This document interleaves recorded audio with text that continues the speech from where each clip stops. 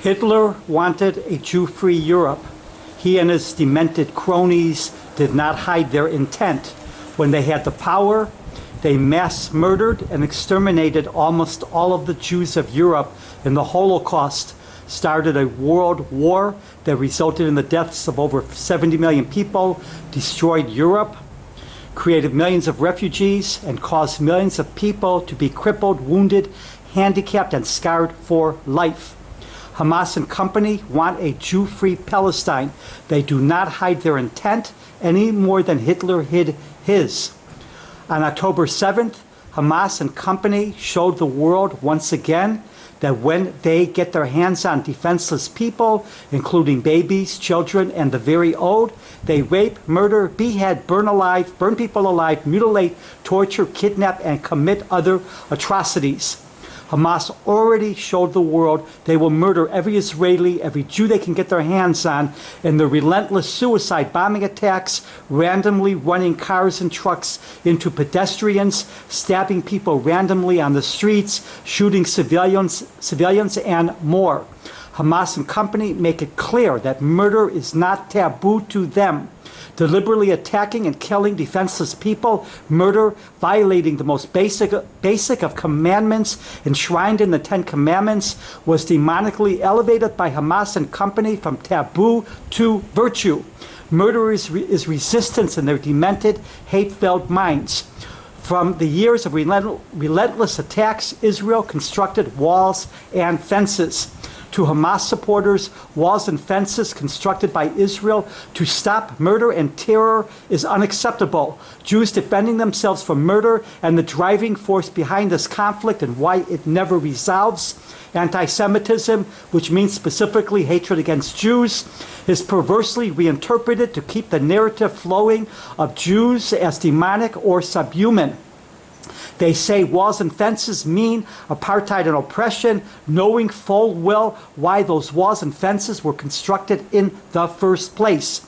They excuse, deny, support, or justify Hamas and company October 7th massacres and atrocities. As long as it is Jews that are the victims, rape, kidnapping, mutilation, and murder finds its defenders. For the anti-Israel crowd, Israel forced into a war by a war their enemies started must be labeled genocide. The fact that children and civilians are killed because Hamas and company wages war hiding behind and beneath civilians and children means nothing to the anti-Israel crowd. Hamas spent billions on terror tunnels for themselves and not a single bomb shelter for civilians above ground. Hamas themselves declare they do not care how many civilians they use as human shields, how many civilians they use as human shields are killed as long as they get to attack Jews. Hamas and their many allies openly declare their intent to murder Jews and have already showed that when they have the opportunity, they rape, kidnap, and murder the defenseless. The Free Palestine crowd could care less or supports the atrocities. Hamas and company want a Jew-free Palestine. The public record of their intent to commit genocide and wipe out the Jews of Israel is no more hidden than are their actions. Most of the Hamas and anti-Israel crowd are clueless about Israelis themselves and understanding that most Israelis are from the Middle East, including what is now Israel, from Africa, and from parts of Asia, where they have their own history of ethnic cleansing, occupation, land theft, murder, and massacres.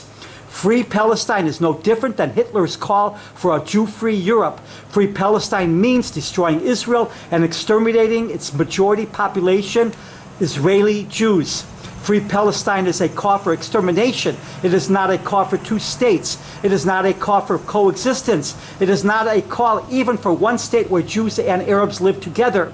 Free Palestine means exactly what Hamas, Islamic Jihad, Hezbollah, the Iranian regime, and their many supporters and allies say that it means: destroy Israel and kill Jews. How many more wars, how many more innocent people must suffer, how many more children must die to fulfill the bloodlust of the anti-Israel, anti-Jew crowd? If the war in Gaza ends today, it is only a matter of time before another war begins. More children are killed, more misery unfolds, unless the root cause of the conflict, hatred of Jews, and the embrace of murder is actively resisted, which is the true resistance. The senseless killings and wars will not end. The bloodlust of the anti-Israel crowd is insatiable. They complain about war as they call for war. They complain about civilian casualties and children being killed as they call for more war and phony violent resistance, the very things that causes the misery and children to die.